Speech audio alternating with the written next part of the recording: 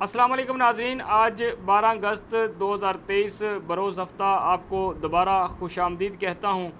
اس video میں cipher کے معاملے پر آپ ناظرین کے ساتھ اپنا تجزیہ شیئر کروں گا، چونکہ ناظرین جب سے امریکن جریدے نے سائفر کے معاملے پر سٹوری کی ہے، اس کے بعد پاکستان میں الزام تراشیوں کا ایک نیا سلسلہ شروع ہو چکا ہے۔ ہر کوئی اپنی سیاسی پوائنٹ سکورنگ کے لیے ایک دوسرے پر کیچڑ اچھال رہا ہے، جو کہ میرے خیال میں نہایت ہی افسوسناک ہے۔ اب چونکہ ناظرین وفاقی حکومت کی مدت بھی ختم ہو چکی ہے، لیکن نگران وزیر اعظم کا نام اب تک سامنے نہیں آیا۔ وزیر اعظم چونکہ شہباز شریف صاحب ہی ہیں، انہوں نے اب تک اعلان نہیں کیا۔ گزشتہ روز صدر پاکستان جناب عارف علوی کی جانب سے ایک خط لکھا گیا وزیر اعظم کے نام اور اپوزیشن لیڈر کے نام کہ آپ آج تک یعنی کہ 12 اگست تک جو ہے وہ وزیر اعظم کیئر ٹیکر پرائم منسٹر کا نام دیں، لیکن اس حوالے سے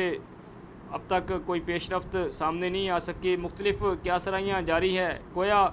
ایک ٹی وی چینل جو اپنی سٹیٹمنٹ میں وزیر اعظم شہباز شریف کی جانب سے صدر پاکستان کو جواب دیا گیا کہ آپ کو انتظار کرنا چاہیے تھا۔ بہرحال ناظرین، یہ وہ تمام چیزیں ہیں جو کہ شروع دن سے آپ کے علم میں ہیں، اور جس طرح پاکستان میں سیاسی عدم استحکام کو لے کر ایوان صدر، پریزیڈنٹ ہاؤس، سپریم کورٹ اور دیگر جو فیصلہ ساز ہیں، ان کے درمیان ایک عجیب سی جو ہے ایک ڈیولپمنٹ نے جنم لیا۔ تناؤ کا شکار ہیں آج ہماری سیاست، اور جس کی وجہ سے پبلک بھی فیس کر رہی ہے۔ بہرحال ناظرین، سائفر کے معاملے کو لے کر کے شروع دن سے ایک جو بیانیہ بنایا گیا کہ یہ ایک سیکرٹ ایکٹ ہے، اس کے تحت کارروائی ہونی چاہیے، اس کو ڈسکلوز نہیں ہونا چاہیے تھا، اور جو امریکہ نے لینگویج استعمال کی، سابق وزیر اعظم عمران خان نے اس کو لیک کر کے یعنی کہ لہرا کے جو ہے وہ سیکرٹ ایکٹ کی خلاف ورزی کی ہے۔ اب ناظرین، چونکہ جیسا میں نے پہلے کہا کہ ہر کوئی اپنی سیاسی پوائنٹ سکورنگ کے لیے دوسرے جو ہے اپنا مخالف ہے، جو ان کے ناقدین ہیں، ان پر کیچڑ اچھال رہا ہے، لیکن ناظرین بظاہر جو سائفر ہے یہ ایسا ایک سیکرٹ ڈاکومنٹ ہوتا ہے، سیکرٹ کنورسیشن ہوتی ہے، اس کے اوپر سیکرٹ جو کوڈ وغیرہ مینشن کیے جاتے ہیں، اس کو لیک کرنا واقعی ہی سیکرٹ ایکٹ کی خلاف ورزی ہے۔ لیکن جو سابق وزیر اعظم عمران خان نے کیا، جس طرح انہوں نے یہ تمام اپنے پبلک کے ساتھ شیئر کیا کہ جب یہ سائفر آیا اس وقت جو پاکستان کے امریکہ میں سفیر تھے، ان کی جو کنورسیشن ہوئی اسد مجید صاحب کی ڈونلڈ لو کے ساتھ، اب جب امریکن نے یہ تمام تر چیزیں پاکستان کے ایمبیسڈر کے سامنے رکھی، اور بعضاں پاکستانی سفیر نے پاکستانی حکام کے ساتھ وہ تمام تر چیزیں شیئر کی۔ اب ناظرین، شیئر کرنے کا طریقہ کار کیا ہوتا ہے کہ جب کوئی سائفر آتا ہے تو اس کو ٹرانسلیٹ کر کے یعنی کہ انگلش میں لکھ کر پاکستانی حکام کو، ڈیفنس منسٹری کو، خارجہ پرائم منسٹر کو یا دیگر جو فیصلہ ساز ہیں ان کو بھجوایا جاتا ہے۔ یعنی کہ ایز اٹ جو ہے وہ ایسا نہیں ہے کہ آپ نے سائفر کا پرنٹ لیا یا اس کی فوٹو کاپی کی یا اس کو ایز اٹ جو ہے وہ اس کی کوئی تصویر بنا کے شیئر کر دی، ایسا نہیں ہے۔ اس کی تحریر جو ہے وہ اس کو تبدیل کیا جاتا ہے، جو کوڈ وغیرہ ہے اس میں مینشن نہیں کیے جاتے۔ اب جب یہ معاملہ پرائم منسٹر کے نوٹس میں آیا تو پرائم منسٹر نے اپنے جو پرنسپل سیکرٹری ہیں تھے اعظم خان، ان کے ساتھ ڈسکشن کی کہ ہم اس کو لیگل پروسیس میں کس طرح لے کے آ سکتے ہیں کہ ایک لیگل ایک ڈاکومنٹ بن جائے، تو جس پر اعظم خان صاحب نے اس وقت پرائم منسٹر صاحب کو مشورہ دیا کہ آپ ایسا کریں کہ اسد مجید صاحب کو بلائیں، جو ایمبیسڈر تھے جن کے ساتھ ان کی کنورسیشن ہوئی تھی امریکنز کی، اور وہ آپ کو بریفنگ دے جب وہ آپ کو بریفنگ دیں گے تو ہم اس بریفنگ کے نوٹ جو ہے وہ میں لے لوں گا. یعنی کہ بریفنگ میں وزیر خارجہ، وزیر اعظم جب موجود ہوں گے ڈیفینیٹلی پھر پرائم منسٹر کے جو پرنسپل سیکرٹری ہیں وہ میٹنگ کے منٹس تو لیتے ہیں. بہرحال اعظم خان صاحب نے وزیر اعظم صاحب کو یہ مشورہ دیا اور اس کے بعد اسد مجید صاحب کو بلایا گیا، ساری بات چیت ہوئی اور اس بات چیت کے دوران، میٹنگ کے دوران جو منٹس آف دا میٹنگ تھے وہ ایک لیگل ڈاکومنٹ جو کی صورت میں سامنے آ گئے اور وزیر اعظم عمران خان صاحب نے ان کو لہرایا اور پھر بتایا. بہرحال ناظرین یہ وہ چیزیں تھیں. اس کے بعد اب ریسنٹلی جو ہوا، پرنسپل سیکرٹری اعظم خان صاحب ان کو اٹھایا گیا. اٹھانے کے بعد ان کی ایک سٹیٹمنٹ جو ہے وہ اب تک سامنے تو نہیں آئی، بہرحال میں نے تو میری نظروں سے نہیں گزری. تو میڈیا نے جو ایک بیانیہ بنایا یا ہائی لائٹ کیا کہ انہوں نے کوئی بیان دیا ہے، اور بظاہر جو میری انڈرسٹینڈنگ ہے کہ کسی بھی شہری کو آپ اٹھا کر جس کے خلاف کوئی مقدمہ بھی درج نہ ہو، جس کو کسی کورٹ میں بھی پیش نہ کیا گیا ہو،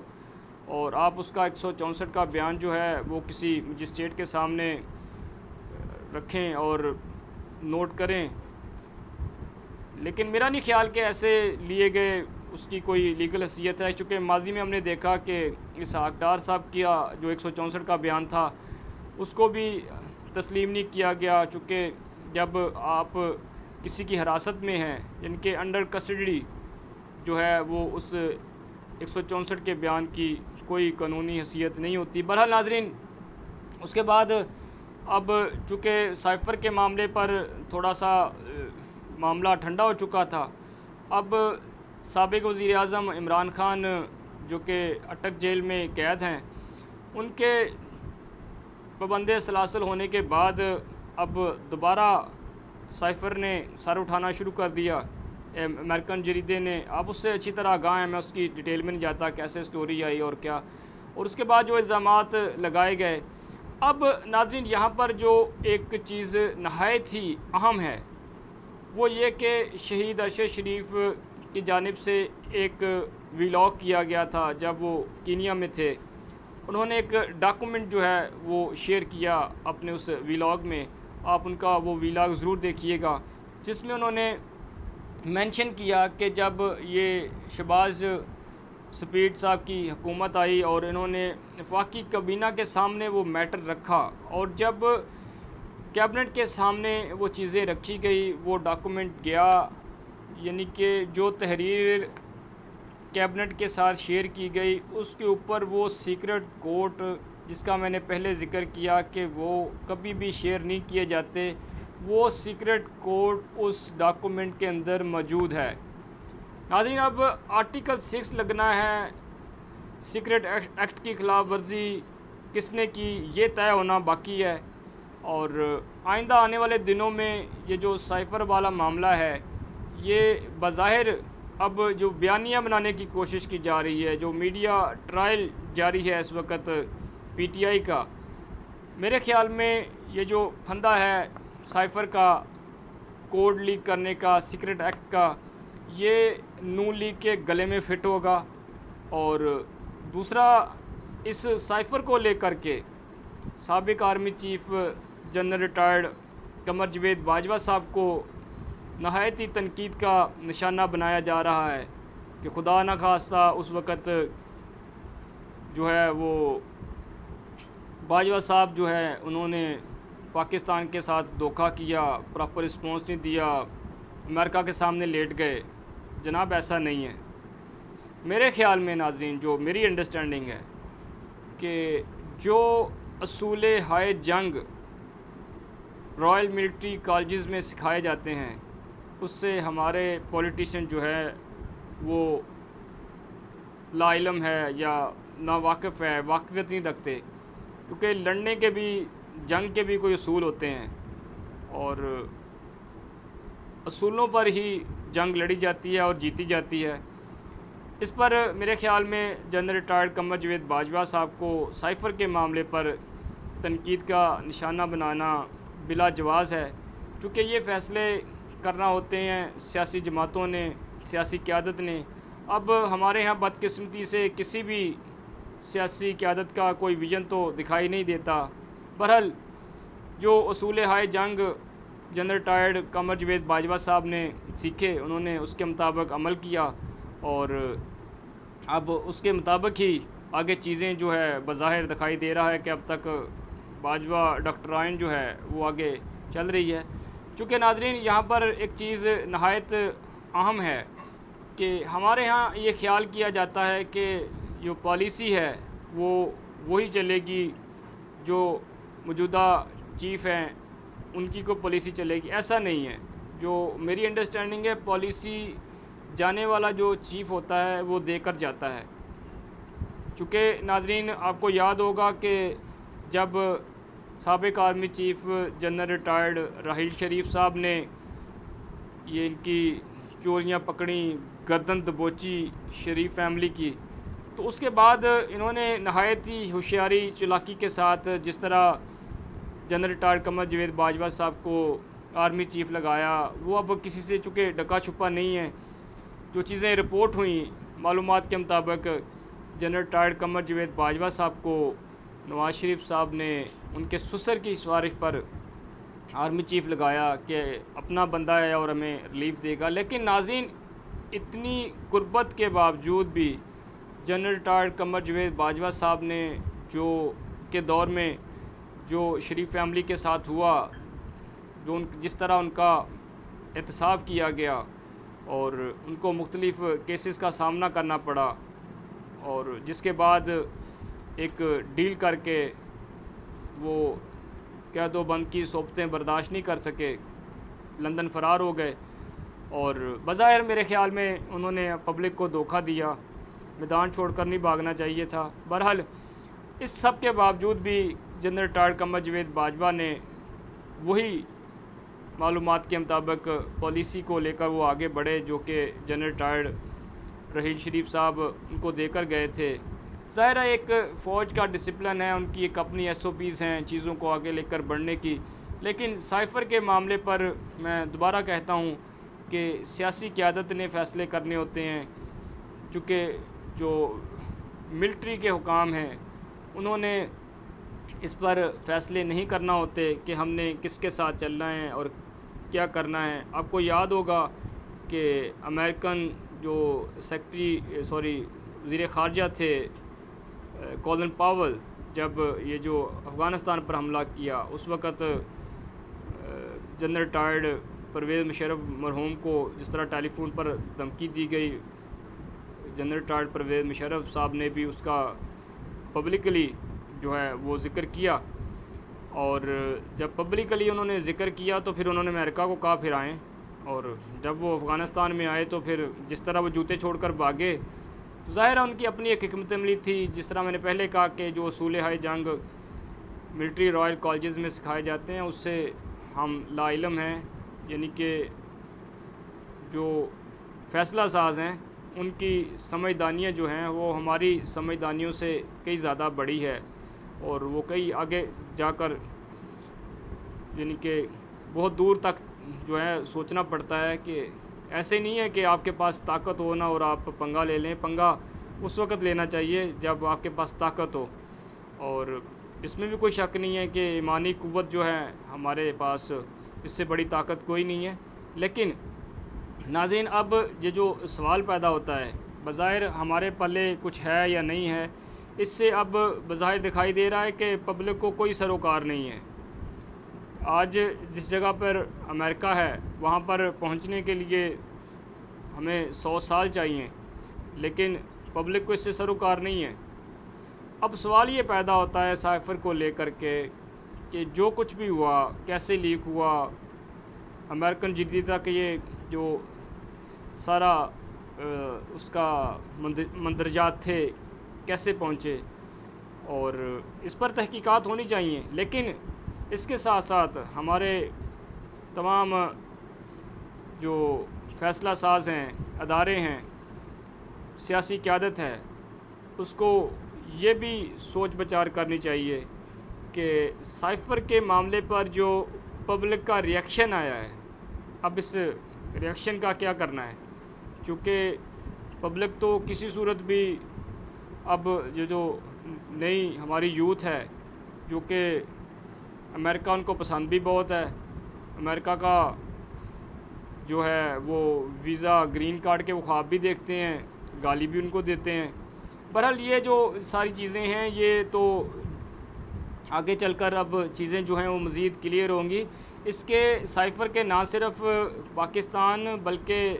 امریکہ کی سیاست پر بھی بڑے منفی اثرات مرتب ہوں گے، چونکہ ناظرین جنہوں نے یہ سٹوری لیک کیا ہے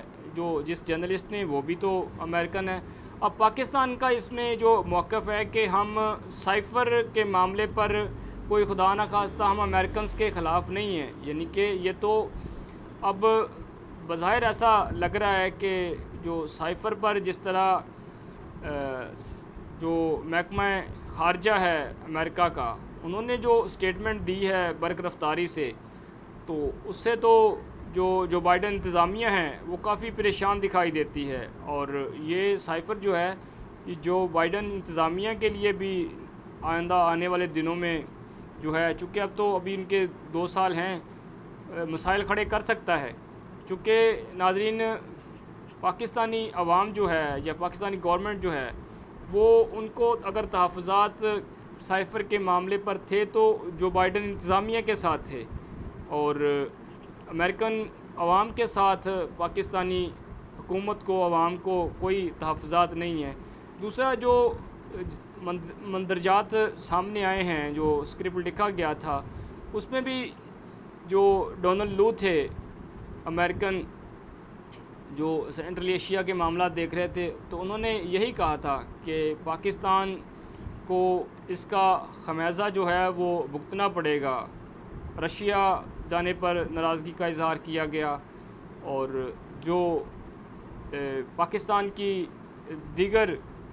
معاملات پر رشیا کے ساتھ معاشی معاملات پر انڈرسٹینڈنگ تھی، ان کو یوکرائن کے ساتھ مکس کرنے کی کوشش کی گئی۔ لیکن اس کے بعد ناظرین یہ جو سائفر کے معاملے پر جب یہ تمام چیزیں رپورٹ ہوئیں تو اس وقت بھی پاکستان کی جو گورنمنٹ تھی، یعنی کہ پی ٹی آئی کی جو حکومت تھی، انہوں نے بھی واضح موقف اختیار کیا کہ پبلکلی جو ہے انہوں نے عوام کے سامنے رکھا اور نعرہ لگایا ایبسلیوٹلی ناٹ، اور کہ ہم کسی صورت بھی کسی اور کی جنگ میں جو ہے وہ اب شامل نہیں ہوں گے، حصہ نہیں بنیں گے۔ اور جب یہ جو ساری چیزیں ہوئیں اس کے بعد امریکہ کی جانب سے گلہ کیا گیا کہ عمران خان صاحب نے پبلکلی کہا جی ہم کوئی غلام ہیں، جبکہ اس سے پہلے جو یورپین کنٹریز تھے وہ اس پر پبلکلی بہت سارے بیانات دے چکے تھے۔ بہرحال ناظرین دیکھنا یہ ہے کہ سائفر کیس جن کو کس طرح بوتل میں بند کیا جاتا ہے، اور سائفر لیک کرنے کے معاملے پر جس طرح میں نے پہلے کہا کہ شہباز شریف کیبنٹ نے جس طرح اس کے کوڈ جو ہے وہ ڈاکومنٹ میں مینشن کیے، اب آرٹیکل 6 کی کارروائی کس کس کے خلاف ہوتی ہے۔ اب تک کے لیے ناظرین اتنا ہی، ہمیں اپنی دعا میں یاد رکھیے گا۔ پاکستان زندہ باد۔